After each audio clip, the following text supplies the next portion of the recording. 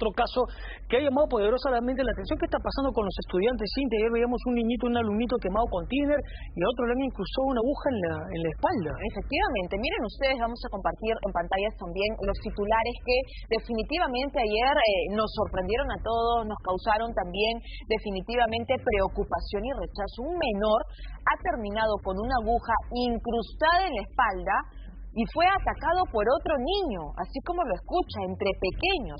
Además de esto, también ya se lo contábamos el día de ayer, cuando un pequeño, ¿no?, termina siendo quemado en las extremidades inferiores porque los niñitos con los que salió a jugar le arrojaron tiner. ¿Qué es lo que está pasando con los niños? ¿Por qué se está generando este tipo de violencias, este tipo de ataques? Atención a la entrevista que viene a todos los padres de familia. Estamos precisamente con la experta ya aquí en los estudios, con Lisette Gómez, que es especialista en niños y adolescentes. Lisette, gracias por estar con nosotros. Y uno, al escuchar, al tener que reportar nosotros como periodistas estos hechos, decimos también, ¿no? ¿Qué pasa por la mente del niño para terminar dañando a otro pequeño? Hola, Lisette, ¿cómo estás? Sí, buenos días, muchas gracias por la invitación. Bueno, definitivamente aquí estamos viendo que los índices de violencia entre escolares ha incrementado muchísimo, ¿no? Entre más o menos desde el año 2020, ¿no?, que empezó la pandemia, a la actualidad. Ahora nos preguntamos por qué sucede estas situaciones entre menores de edad. Lo que sucede hoy en día es que también mucho tiene que ver las redes sociales y lo que ven también nuestros hijos, ¿no?, en las redes.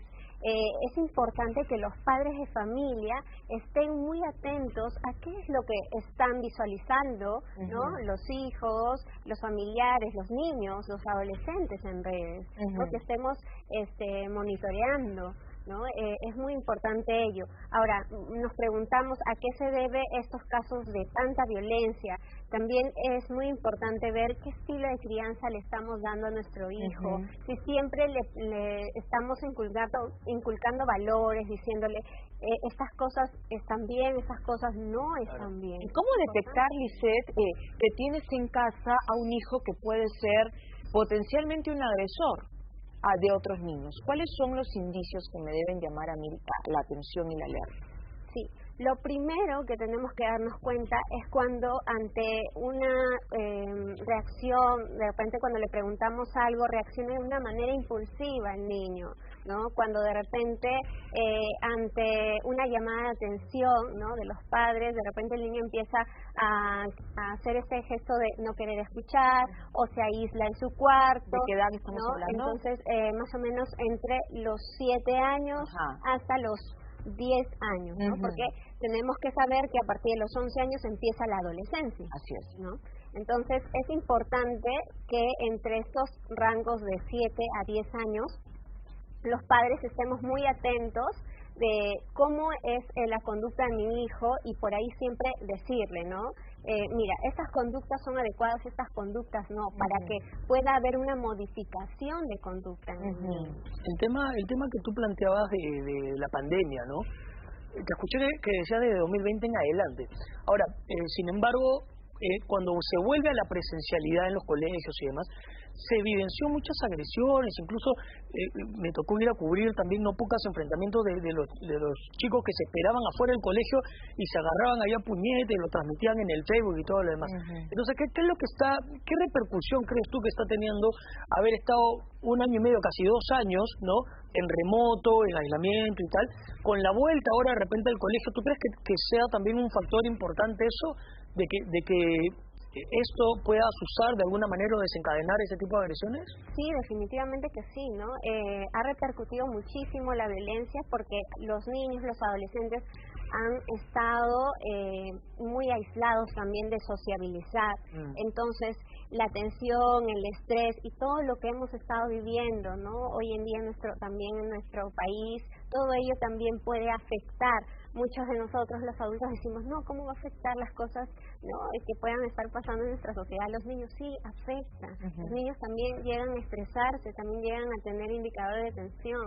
Y es importante también que así como tienen un tiempo para el estudio, también tengan un tiempo para socializar, ¿no? Para fortalecer sus habilidades sociales. Dices, ¿y qué pasa si, bueno, ahora están de vacaciones, pero si llega un padre de familia, te toca tu puerta y te dice, ¿sabe que su hijo constantemente genera violencia a mi hijo, lo golpea? ¿Cómo actuar como padre de familia al recibir este mensaje? Bueno, primero, cuando viene una persona a decirnos eso, como lo comentas, tenemos que tomar en cuenta lo siguiente, decirle, bueno, yo voy a hablar con mi hijo o con mi hija respecto a esta situación. Hay muchos padres que justifican también la acción. O tratan de negarse, no, es imposible, mi hijo no puede haber hecho eso, ¿no? Sí, o como que dicen, bueno, ya lo voy a hablar con mi hijo o mi hija y no lo hablan, ¿no? Y dejan pasar esa conducta.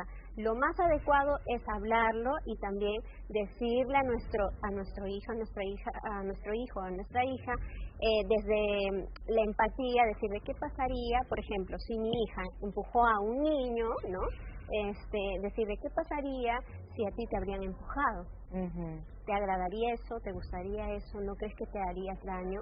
Claro. ¿No te sentirías mal? Entonces, cambiar ese rol de poner, ¿no?, a nuestro hijo en el lugar de la otra persona afectada, ¿no?, que habría sido al revés. Entonces, recordar sobre todo que los chicos, los niños son una esponja y todo lo que ven en la casa, el grito que escuchan, ahí todo lo replican y terminan pues también luego desencadenando este tipo de situaciones. Muchas gracias por haber estado con nosotros aquí en el matinal y por explicarnos este caso bastante complejo además. Efectivamente.